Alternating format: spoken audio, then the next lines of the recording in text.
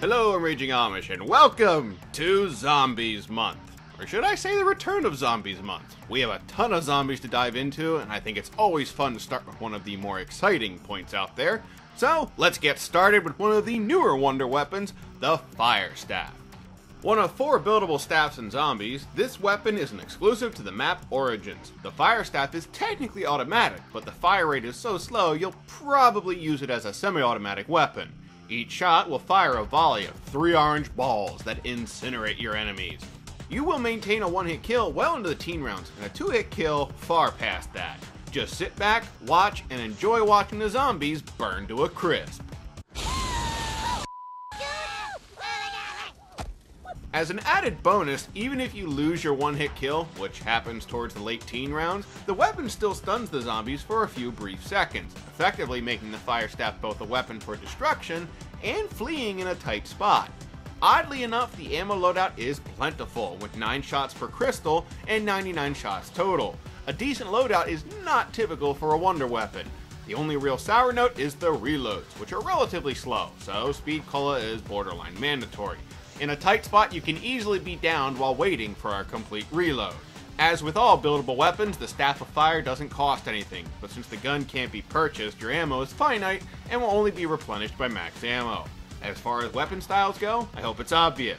The Fire Staff is a road plow. Few weapons are more powerful. You can take out entire teams of zombies with half a clip. All it takes is a few shots and you can watch the enemy burn.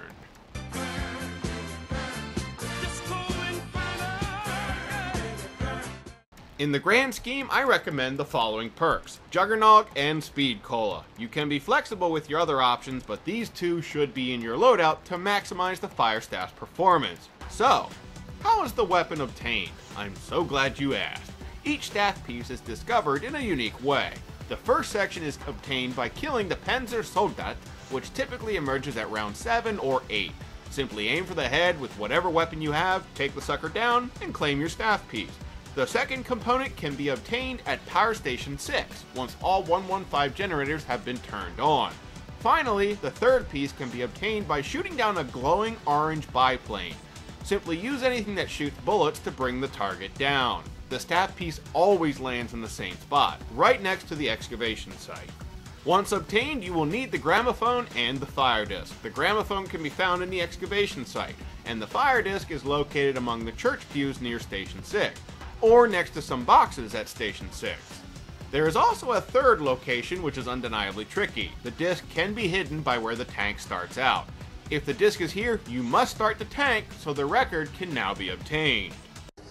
Clever girl. Using the gramophone and the fire disc, head into the crazy place, which can be found directly next to generator number 1. Place the gramophone on the table and wait for the gate to assemble. Once done, you will teleport to the crazy place and need to find a glowing red pillar.